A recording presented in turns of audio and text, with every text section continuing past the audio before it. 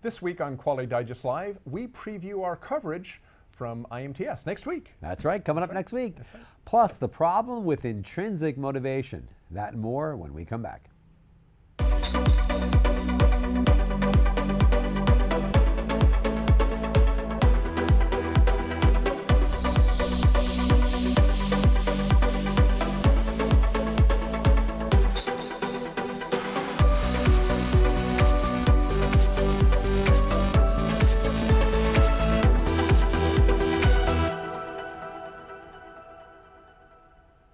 And welcome back to Quality Digest Live for September 7th, 2018.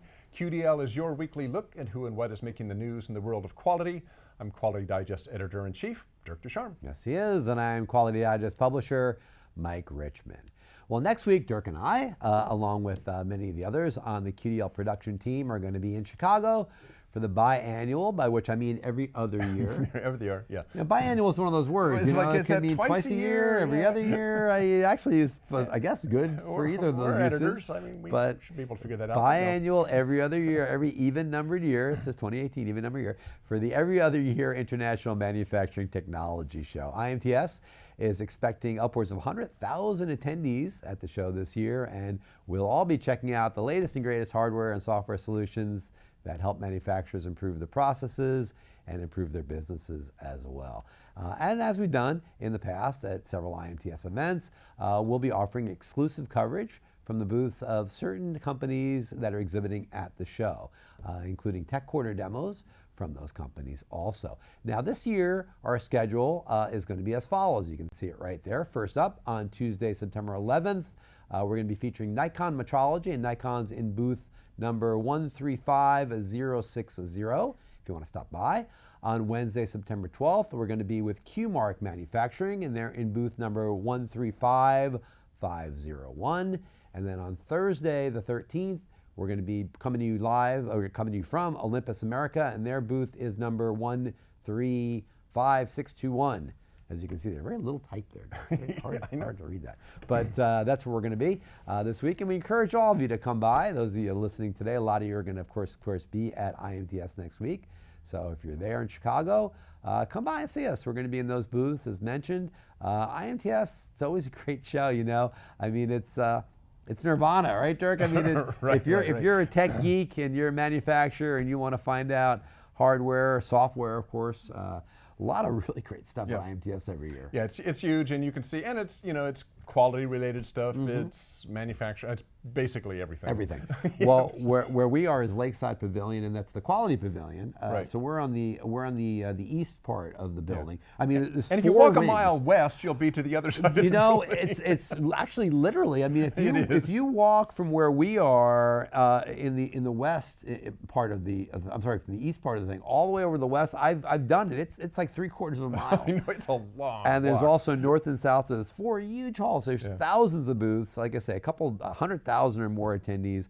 There is a lot going on at IMTS. And yeah, you're going to find, I mean, if you have an issue and you need to find something, again, either hardware or software, if you're a manufacturer and you want to find a solution, the solution providers are there.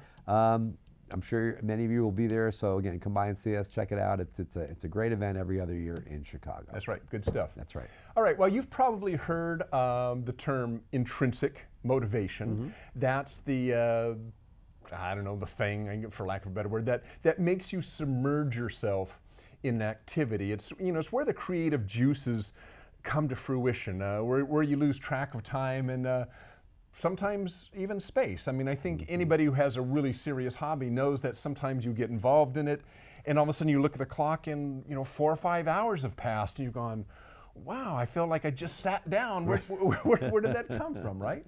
And it's really something that employers wish their employees had. I mean, how much better to have intrinsic motivation where you want to do the job and you're excited about it, as opposed to I'm doing it because I'm getting a paycheck. In reality, it's usually somewhere in between. In her article, The Problem with Intrinsic Motivation, author Susan Fowler writes that the problem with intrinsic motivation is that it's pretty rare, particularly at work. I mean, how often during your day do you say, hey, I do this even if I wasn't getting paid? you might like your job, but you probably don't really like it that much. There may be moments when you feel that way, but mostly, yeah, hey, a job's a job, and hopefully you like it enough to want to show up for work each day. It's not complete drudgery. And yet, as employees who have to work work for a living, wouldn't it be nice to enjoy your work for your work's sake? I mean, even though you are being paid for it, wouldn't it be nice that you enjoyed your time at work? Well, Fowler has 5 suggestions to kind of get this intrinsic motivation kind of worked into your work life. First, she says, look backward. What have you always loved to do for the simple enjoyment of doing it, asked Fowler. I mean, even if you don't know why you enjoy it, can you identify at least one activity that you loved as a child or a teen or at some point in your past that you still make time to do today as an adult? Next, this is weird, be bored. And what she means by that is don't try to fill every minute of your life, of your waking life, with activity. When you are bored, you will naturally look for things to fill that time, and most likely the things that fill that time will be an activity that you like. And I will add that really for that to happen, you have to make an effort to say, okay, but watch TV or surf the internet. Or sleep. Or sleep. That's the other thing. So aside from doing those things, which we all enjoy, if you cut yourself off from that, you will be really bored, and the thing is you'll gravitate to something that you like doing. And kind of a note to bosses here too, leaving some free time for employees might spur some innovation. We'll talk about that in just a little bit. So look backward, be bored, and then next, think intrinsically at work. To tie what you like into your job, into what you do. So we've talked about this a little bit in the past, is think about, once you've kind of identified these activities that you like doing, whatever it is there some way that you can plug what you like about doing those things into your own job, whether it's solving a problem or some sort of social activity and so forth? Is there some sort of way that you can plug that into your job? And it doesn't necessarily have to be the work aspect of your job. It could be just within the company itself. And an example I thought of, electronics company I used to work for a long time ago, this gal Cheryl and I were responsible for planning the company parties and picnics and outings, whitewater rafting, that sort of stuff, because it was something that we actually enjoyed doing. And so it kind of fell to us to do these. The company would give us a budget, but because we really enjoyed doing these things, we came up with really interesting outings because it was like, oh, wouldn't it be cool to do this, as opposed to the boss saying, yeah, schedule a picnic, right? We'd come up with stuff really fun, and because of it, the employees enjoyed it, and because of that, we enjoyed what we were doing. So even though it didn't affect our work, it made our work life more interesting. So it doesn't have to be work related. Finally, help, how do you want to say this? Help perpetuate intrinsic motivation in others. Fowler writes this, I think it's really interesting. She writes, I remember fearing that if my boss caught me reading at work, I'd be branded as lazy. Don't be that boss or parent. Don't perpetuate the myth that you need to drive productivity through pressure and constant motion. Instead, encourage your friends or your team members or your kids to take mindful moments. Talk to them about their work, school, and personal interests. Helping someone discover their intrinsic motivation is a lifelong gift. Now, this gets back to, from the work standpoint, this gets back to something I mentioned earlier, is kind of a note to bosses. It's a natural thing. We all understand where it comes from, but it's kind of a natural thing for bosses, the higher-ups, to freak out when they see employees or a group of employees or a team that seems to be on idle for a little bit. It's like, oh, they ran out of work. Well, quick, we gotta find something for them to do. They can't just be doing nothing, right? And that's an understandable feeling, but to a certain extent, she's saying you've got to have that, and other people have said this as well, because it's kind of in those idle times where you're sitting there, and unless you start going off and surfing the web for random stuff, most of the time, people who get bored at work will find work-related topics that interest them to kind of while the time away, or maybe research and that sort of stuff. So, and I know that was true of me on almost every job I've had, is like during idle times, my mind would be working about, well, how do I solve this problem over here that's been bugging me? I mean, yeah, it's not necessarily directly tied to my job, but if I could get this thing fixed, it would make my day a little bit easier, right? Well, that's an important thing. And so to a certain extent, you've got to allow your employees some time to kind of generate their own ideas, and don't freak out so much if they have a little bit of free time. A lot of free time probably points to a problem in scheduling, but a little bit of free time is probably worth it. Yeah, and it's this whole outside in or inside out thing. I mean, if you try to force it from the outside, it's just not going to be as holistic. It's not going to be as effective, because people find their own ideas, they find their own ways to do things, and people are creative. You hire people to be creative. You want people to come up with ideas and be innovative in what they do. And if you want to foster that, you have to have this idea that you're going to give them the space to figure these things out. I mean, yeah, the work's got to get done. Ultimately, you have projects you need to achieve, you need to drive value, you need to be efficient, you need to do all those things. But there's many times there's ways to do that you as a manager may not really know all that well.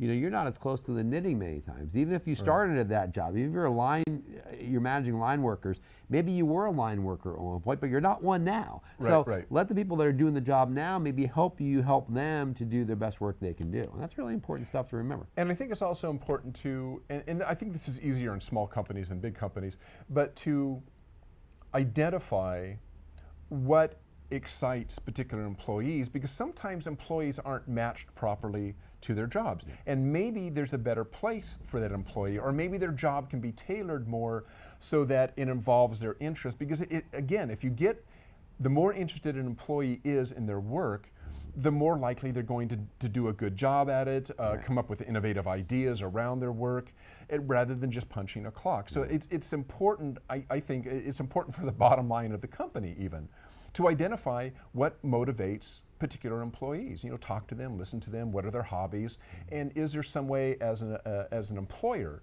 that you can talk to that employee and say, well, hey, maybe you would be happier in this position. What does this position sound like to you? Do you like, or what if we tailored your job this way? Would that be helpful for you? Would that be more exciting? Or whatever is, I think, be more interactive as an employer, not just dole out the job, here's your job, see ya, be sure you put in your 40 hours. Right? And what you're talking about is really the art of communication, because it's not just saying as a boss, hey, I'm the boss, do it this way. It's the art of communication of really teasing out answers from people and helping them to find themselves the path that might be best for them and for the company too. Right. But you have to communicate to do that. And that's not a skill that's all that easy. And what Fowler's talking about in this article really is involving around that act of communication, that art of communication that's so important. So good stuff there.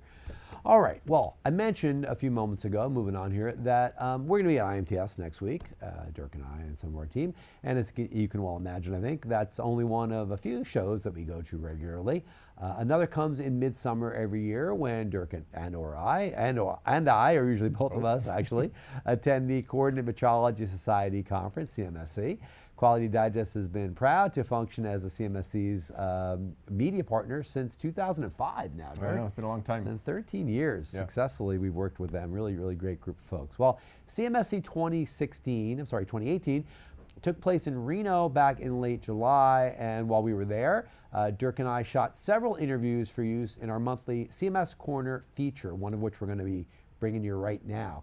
In this episode of CMS Corner, we examine one of the society's most important recent achievements and undertakings. This is the Precision Path Consortium for Large-Scale Manufacturing. Now, this is a partnership between industry and academia to solve universal technological challenges faced by manufacturers of high-precision parts and assemblies. So I spoke with Ron Hicks of Automated Precision, Inc., who is also the CMS chair of the Precision Path Consortium, along with Ed Morse. And Ed is a professor of mechanical engineering at UNC Charlotte, which are partnering very closely, UNC Charlotte, with the CMSC on this initiative. The guys told me more about the consortium and their latest technology roadmap, which has just recently been released. So let's take a look and have a listen at that interview. So let's take a look at that now. Hey, I'm here with Ron Hicks of API, and I'm also here with Ed Morris of UNC Charlotte, and we're talking here at CMSC about the Precision Path Consortium, one of the big initiatives of CMSC here in the last, I guess about 2 or 3 years. Ron, I want to start with you about this. So tell me, if you could, a little bit about the Precision Path Consortium, how it started, and what it's all about. Well, the Precision Path Consortium is basically made up of a subcommittee of the CMS, the Coordinated Metrology Society, industry, and academia.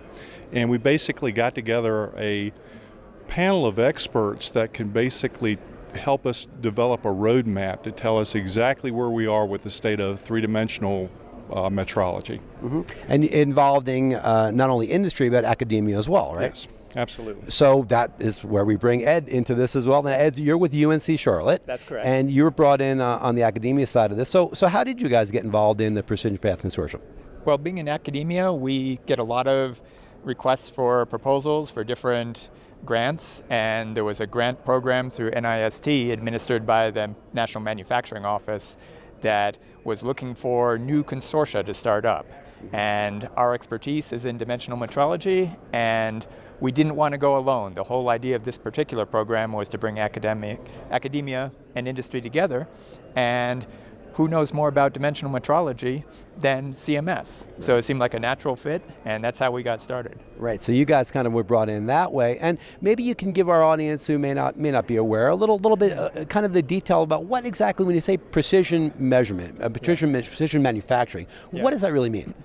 Well, we usually talk about precision measurements in terms of ratios. So if you're measuring something that's 10 meters long, maybe 10 micrometers would be extreme precision, 100 micrometers, sort of 10,000 times would be good precision.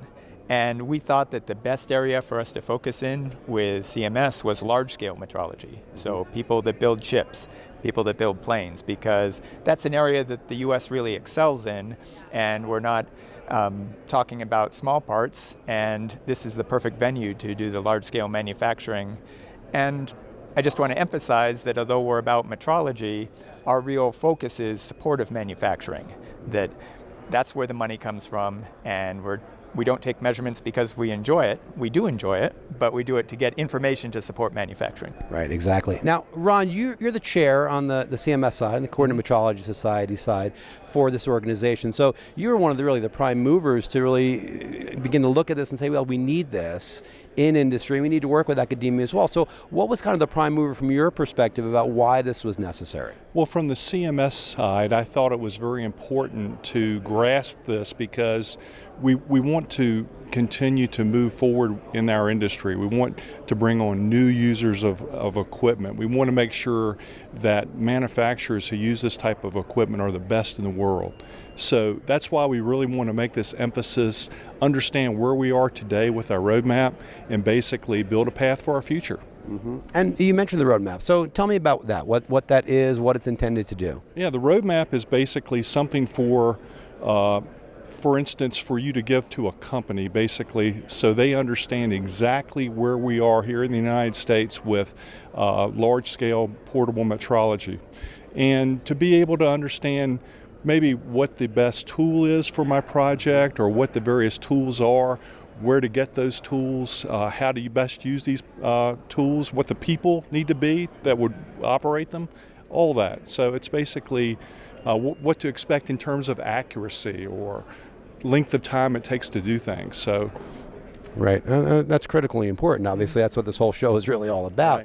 Right. You know, Ed, it strikes me one of the things that the show is also about, we talk about a lot, is bringing that next generation of people into the industry. Yeah, I think it's really important that we bring those people in. So, from your perspective, you've been in academia for a while, you've been an instructor, you've worked with these people. What are these people looking for that want to do this as a career, and what are the opportunities that they may get in industry after they go through a program like you offer?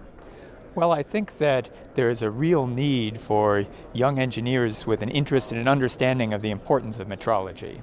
And while that's true of many vocations, it's particularly true of metrology because we don't always do a good job advertising what we do and why it's important. And almost everyone here will tell you a story of how they got involved in metrology, and it was not, well, when I was 6, I saw this and I wanted to be a metrologist. It's usually well, they didn't have someone, so they made me do it. But these are great careers. Oh, absolutely. And there's great demand for people who have even a rudimentary understanding of metrology. And we find that with our undergraduate students, just talking to them about GD&T and exposing them a little bit to measurements and uncertainty gives them a real leg up in getting a job.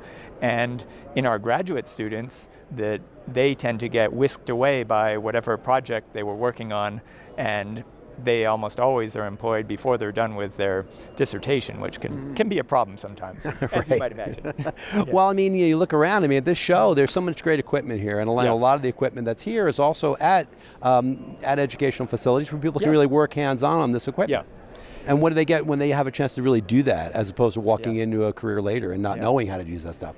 I think it really gives them a good head start, but to be honest, my experience is mostly anecdotal. So we have those few students who got interested in it when they were young, and boy did they take off. But it's hard for me to say how scalable that is. What's wonderful is at a university level, there's certain things we do that are more researchy that give the students a really good opportunity, but also there are a lot of community colleges and four-year institutions that are doing great work. The manufacturers are sharing their equipment and exposing these kids to the technology. So I think we're on the right track. One of the things we spend a lot of time talking about in our Precision Path meetings is where are these people coming from and what trajectory do they have to be on to be successful. Yeah, it's very, very important. Well, Ron, you know, we mentioned some of the meetings. There's been a lot of meetings. I know a lot of these that people have attended, and at this show in particular, I know we're doing some meetings as well. So what has happened just in the last year, especially maybe here this week? What's been going on and changing with the PPC? Well, we've brought in experts in the field, and we've been polling these people, asking them what they know about the industry, the metrology field, how to apply, and what's important, right?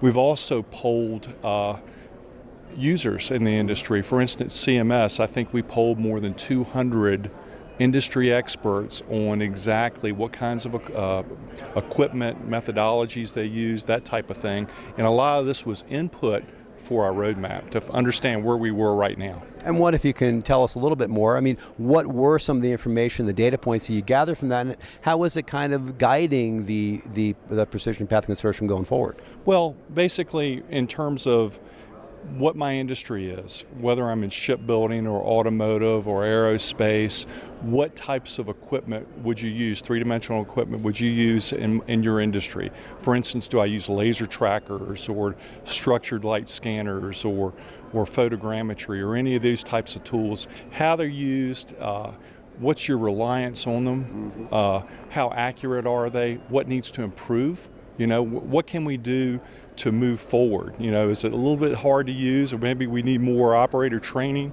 Maybe we need systems from our manufacturers that are easy to use. So those are the types of things that we really want to know and understand.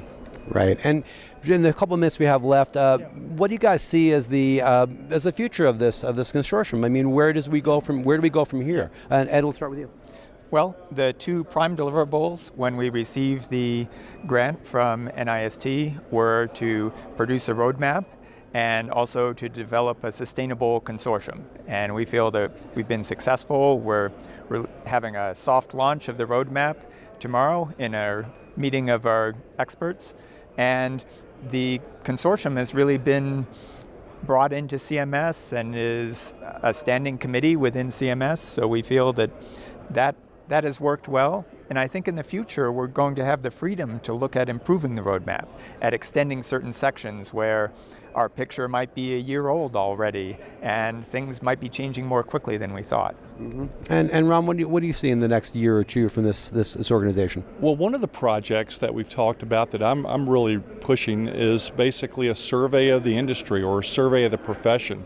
There's really no guidelines out there for individuals who want to work in this field, or even for employers, for instance, as to get a baseline of what these people do as a job description, how much money can you make in this type of field, and being able to understand exactly if this is a career path that I want to go through.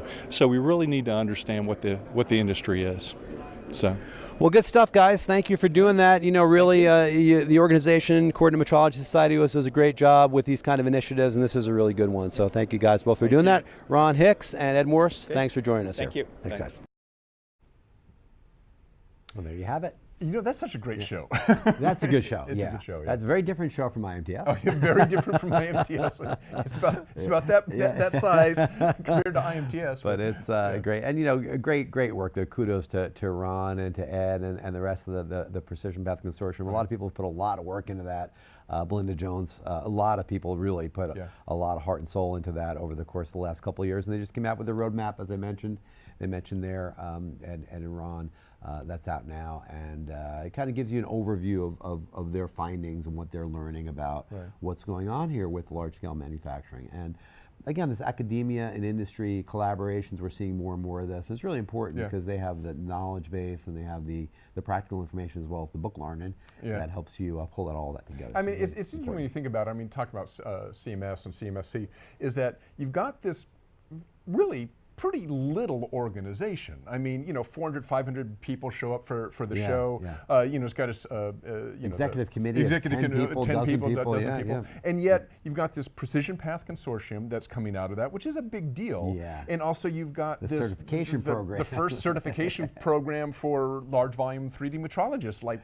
That never existed for as long as it's been around. I know. And now it's moving over into CMMs, CMM certification. So, CMMs. yeah, CMS guys do great stuff. They do great work. And speaking of the certification, we have one more CMS corner that we came out from that show with Randy Groover. Right. We're going to talk about the certification program. He's been very active in that. So that'll be next month, so look out for that one. All right, we have a couple of minutes, Dirk, so before we go, I want to give you a quick tech corner here. So before you left, we talked a little bit because you went on a trip to Scotland. So before you left, we talked about other cultures, seeing other cultures with fresh eyes and what you can learn. You know, from cultures, you can apply for whatever, for your own personal use or for business, whatever it may be. So now that you're back, so other than Cullen skink, what did you? That's great soup. Tell them what Cullen skink is. But other than Cullen skink, what did you learn? And you saw in Scotland, because I know you thought about this the whole time. I know you didn't leave Quality Digest very far behind when you were on vacation. You were thinking about us like right every minute of every day, right? So what did you learn? Was there anything that jumped out at you other than the Cullen skink that you want to talk about? You know, one thing, and this has been apparent to me before when I've gone to the UK. Anybody who's been to the UK will know this too. Is they're very cognizant all around Europe that they have people from other countries. You know, I mean, it's, you know, Europe and the UK is small relatively small compared to the United States, and you've got a whole bunch of countries in this very small area. So one thing that's interesting in the UK, of course, they drive on the other side of the road, and they're very aware that a lot of people come over from Europe and drive all of a sudden, maybe for the first time, on the other side of the road. And so they're very consumer conscious in that aspect, in that the signage, I mean, everything is, there's always plenty of signage that you can tell is geared for the person who's coming across driving on, not used to driving on the other side of the road. I mean, for instance, like very often, many of you have been to the UK have seen this, at pedestrian crossings, it says, getting the other way, look left. I mean, we step into a crossing, we look right. We look right, because we're waiting for the. It's like, so there's a warning in big, you know, 1 foot, like look left. Am I getting that right? Or look right. Oh, I'm whichever way it is. There's a big warning telling you to look the way that you're not used to looking. So it's so easy. You go to step off the curb and here's a car coming in the direction you weren't even looking. So things like that. It's kind of this consciousness. That to me spills over on this side of the pond, an awareness of who your visitors, your customers are, and are you tailoring your messaging, are you tailoring your signage, are you tailoring the visuality of everything toward that customer who may not be used to your type of product, your type of service, whatever, because the same thing applies. Somebody coming in, maybe never having used a particular type of product, they may not know what to look for. They may not know which buttons to push. They may not know, what kind of iconography to look at on the computer screen, right? So if you don't help them with that, if you make an assumption that, well, everybody knows what it's like to drive on the left-hand side of the road, if you make that assumption, then you're missing an opportunity to inform your customer and have them use your product in a better way. Now, obviously in the UK, this is a safety thing. You don't want somebody being clobbered by a car coming from the other direction. But it still comes into play. And the other thing that is amazing to me, I mean, and I don't, is they are much more environmentally conscious. I mean, it's just obvious when you're there. Everything is, it's impossible to miss. And I got thinking about that, and a lot of that is just because gas costs a lot much more there. The consequences of more pollution and so forth are more visible because it's more people on average, more people per square mile than we have in the United States on average. And so it's just kind of this. It's funny to go see another culture and just see the awareness of things that we don't think about here, not necessarily because we're bad people or anything, it's just because when you live in a different type of society or a society that's more compact, things are much more visible to you than they are when you're spread out over, jillions of miles like we are in the States, right? Except in urban areas. So those were kind of a couple things that really popped out to me. And yes, Cullen skink is amazing soup. Oh my gosh. And it was on the menu. And just so you know, it's a potato soup. It almost sounds like a bisque to me, or like chowder almost. It's a bit of, it depends how it's made. It can be a bit of a chowder, but its distinguishing characteristic, it has a bit of smoked haddock in it. And it's not like overwhelmingly smoky, but it's just that hint of smoke. Oh my gosh. Man, at first I saw it on the menu. I said, what's that? And he says, that's kind of a fish soup. Everybody eats it. Nobody thinks anything about it. So we just kind of dismissed it. Oh, it's just kind of a fish soup. Sure, I'll try it. Yeah, it's like, that's great. Oh my God. Give me a gallon of that to take home. Put it on the plane along with my Scotch whiskey that I bought way too much of. Oh, that's awesome. Going through customs are going, do you really need this many bottles? Yes. Yes. In fact, I do. What of it? Gin, great. too. So what? That sounds like a great trip, Dirk. And they only limit you to 2 liters, dang it. That sounds like a great trip. It Well, was fun. I think it sounds like you learn a lot there. I mean, I think what you're saying there is really true. What I took out of what you're saying in particular was this idea that when you're very close to your process, you don't see it with fresh eyes. Right. You don't understand how a user will use it if you're used to driving on a side of the road, or if you've been in R&D for 6 months with a product and you have knocked out every single possible permutation of how to do something. You know how it works. It's So hard you to don't think back out and not Yeah. see the forest for the trees. So it's really Yeah. important to look at those things with Yeah, those good fresh stuff. eyes. Good stuff, Dirk. Thanks for that. All right, well, that's it for this week. But safe travels to all of you out there who might be going to Chicago. Maybe you're already there. But if you're not, if you're like us and you're going this weekend, have a safe trip out to IMTS. Don't forget that we have 3 episodes of our show, this show right here, for you next week from IMTS. The first is on Tuesday, September 11th. That's on the Nikon metrology booth, and that's number 135060. And then Wednesday, September 12th is at QMark Manufacturing. And that is booth, help me, Dirk, 135501. And then on September 13th, Thursday, we're at Olympus America, and that is booth number 135621. So all of that's in the Quality Pavilion. Yep. Right not far from where we are as well. So check those out.